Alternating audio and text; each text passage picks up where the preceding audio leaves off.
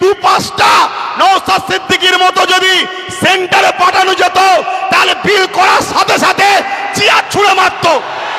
এখান থেকে সংবিধানের বিরুদ্ধে কথা বলছিস, কিন্তু আজ আমরা লোভে পড়ে গেলাম বা জালিমদের লুটারতে আমরা হেরে গেলাম।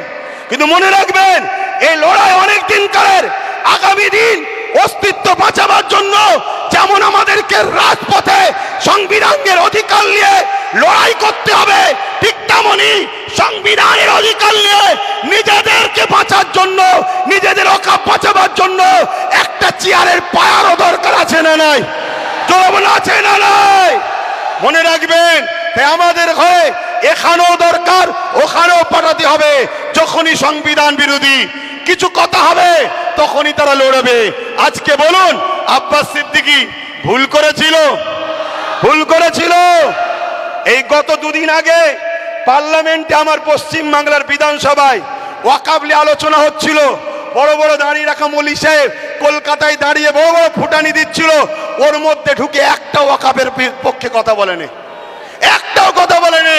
আমি আপনাকে রিপোর্ট বলে যাচ্ছি, কেন? ও যদি কথা বলে পরের বারে টিকিট পাবে না, পরের বারে টিকিট পাবে না। তাহলে এইরকম যদি মুনাফেক মুসলমান আমাদের মাথায় বসে থাকে, তাহলে আমাদেরকে লুটবে না তো কাদেরকে লুটবে? তাহলে এর জন্য আমাদের দোষ আছে না নাই? আগামী দিন বাচ্চাদের ভবিষ্যতের স্বার্থে, কেন ওয়াকফ হলো সব থেকে বড় ইস্যু, এটা যদি মিটে যায় তোমাদের সব অস্তিত্ব মিটে যাবে। ওয়াকফ যখন থাকবে না, তুমি ভারতে স্বাধীনতার আগে দেশ ছিলে, প্রমাণ দেখাতে পারবে না। আরে তোমার মসজিদে থাকার পরও প্রমাণ দেখাতে পারছো না, তারপরে মনে রাখবে তখন তোমাকে বলবে যদিও থাকে থাক, ভোটটা দিতে পারবে না। শুনছে না, শোনেন না? এ বিরাট বড় নাটক, অনেক বড় চেন চলছে। মনে রাখবেন, বিগত দিন যা বলেছি আজকে সেটা ঘটছে না ঘটেনি। আজকে যেটা বলছি, যদি ঘুমিয়ে থাকো, অগ্রাহ্য করো, তাহলে আগামী দিন কিন্তু কোনো ঘটবে, তখন কিন্তু আব্বাস সিদ্দিকী আর বলার জন্য থাকবে না। এটা বলে দিয়ে গেলাম। এ লড়াই আমাদের জীবন মরণের লড়াই, এ লড়াই আমাদের বাচ্চাদের লড়াই। মুসলমান আমার কওমের ভাইয়েরা, ওটা অন্য সমাজের মানুষের সঙ্গে ওয়াকফ নিয়ে নিজেরা বন্ধুর মতো আলোচনা করো, তাদেরকেও বুঝাও যে ভাই, এ লড়াই কোনো হিন্দু মুসলমানের লড়াই নয়, এ লড়াই অন্য কোনো জাতি ধর্মের বিরুদ্ধে লড়াই নয়। এটা কেন্দ্র সরকার বিভাজন লাগাতে চাইছে। এ লড়াই আমার অধিকার, আমার যেটা গণতান্ত্রিক রাইট, আমার সংবিধানের রাইট, এই রাইটকে কেন্দ্র সরকার লুটছে, এটা মানুষকে বুঝাও। আজকে ছোট্ট একটা কথা বলি, আপনারা বোকার মতো ছুটবেন না। ওই জায়গায় বললাম, চোর ভিড়ে ঢুকে বলছে চোদ্দার চোদ্দার চোদ্দার। যারা আন্দোলন করছে বিগত দিন, তাদেরকে দেখা গেছে যারা ওয়াকফ ঝেড়ে খায়, তাদের মুখে মুখ দিয়ে গুজুর গুজুর করেছে। আমার একটু ভাষা খারাপ ভাই, কারণ আমার ছেলে শুকিয়ে আছে, তো আমার ছেলে তো খেতে পাই না, আমি তো গার্জেন, আমার বাচ্চা শিক্ষা পাই না, আমার বাচ্চা গরিব, আমার বাচ্চা কলকাতায় হোস্টেল পাচ্ছে না, পড়তে পারছে না, অথচ কলকাতায় 33 খানা এতিমখানাকে দখল করে রেখেছে শাসক। 33 খানা এতিমখানা রয়েছে কলকাতায়, ভিআইপি জায়গা রয়েছে, ওই জায়গাগুলোতে সব বিভিন্ন প্রমোটিং হয়ে যাচ্ছে, কোটি কোটি টাকা লেনদেন হচ্ছে রাজ ক্ষমতার জোরে। এমনি বলিনি যে রাজ ক্ষমতা দরকার, এমনি বলিনি রাজ ক্ষমতা দরকার। আরে আব্বাস সিদ্দিকী আসবে না, ওই নওশাদকে দিয়েছে, ওটাই থাকবে তোদের সাথে। আমি আমার যেটা করছি করব, কিন্তু তোমাদেরকে ভাবাচ্ছি, তোমরা ভাবো, তোমরা ভাবো। আজকে বিধানসভায় এতগুলো তো মুসলিম এমএলএ রয়েছে, এমপি রয়েছে। এই গত কদিনে, এই গত পরশু দিনে আলোচনা হয়েছে, কারো মুখে কথা নেই। তোমাদের নওশাদ, তোমাদের, এ ভাঙড়বাসী, তোমাদের নওশাদ, তোমরা গর্ব করো, তোমাদের নওশাদ।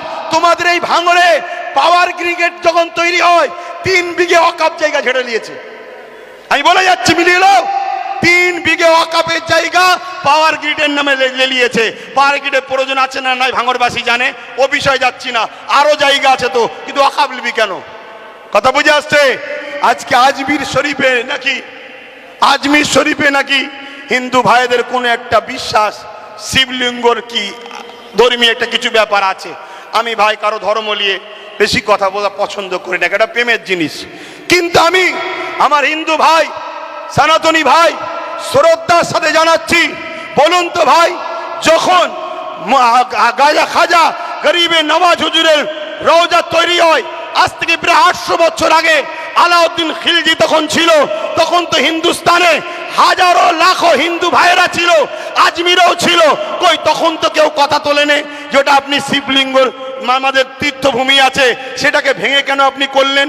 তারপরে আরো অনেক হুকুমাতরা এসেছে, কই কখনো তো কোনো হিন্দু ভাই, সনাতন ভাই আওয়াজ তোলেনি।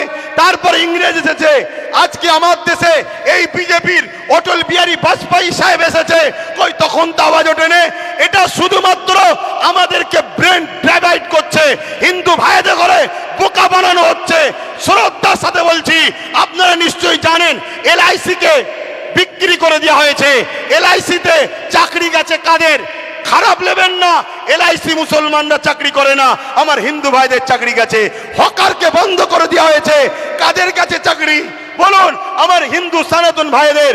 শুনুন আমার হিন্দু ভাইয়েরা, সনাতন ভাইয়েরা, শ্রদ্ধা দিয়ে বলছি, যতটা আপনি ভারতকে ভালোবাসেন আমিও ততটা ভালোবাসি। আমি আপনাকে ছোট করছি না, তবে আমার ধর্ম বলছে দেশকে ভালোবাসা, তাই দেশের জন্য মরা এটা আমাদের জন্য পুণ্যের কাজ। দেশকে আমরা এতটাই ভালোবাসি, তাই আপনাদেরকে শ্রদ্ধার সাথে জানাচ্ছি, মনে রাখবেন রেল বিক্রি হয়ে গেল, জিনিসপত্রের দাম কিভাবে চলছে, একটার পর একটা, কারেন্ট থেকে শুরু করে, এয়ার থেকে শুরু করে, এয়ারপোর্ট থেকে শুরু করে সব বিক্রি হয়ে যাচ্ছে। তাই আইকে চোখকে ঘোরাবার জন্য এই সব ষড়যন্ত্র চলছে। আসুন আমার সনাতন ভাই, আদিবাসী ভাই, দলিত ভাই, সাঁওতাল ভাই, শিখ ভাই, পাঞ্জাবি ভাই, ভারত আপনার, ভারত আমার, ভারত আপনার, ভারত আমার। আমি বলছি ভারত আপনার, আপনার, আপনার, আপনার, আমি আপনার ভাই, আমারও ভারত। আসুন মিলেমিশে যেভাবে ব্রিটিশের কালো থাবা থেকে আমার দেশকে আজাদ করেছি, এই সকল অশুভ যারা দেশকে লুটছে এদের হাত থেকে আমরা দেশকে আবার নতুন করে ফিরিয়ে সুন্দর করে সাজাবার জন্য কাঁধে কাঁধ মিলিয়ে চলি।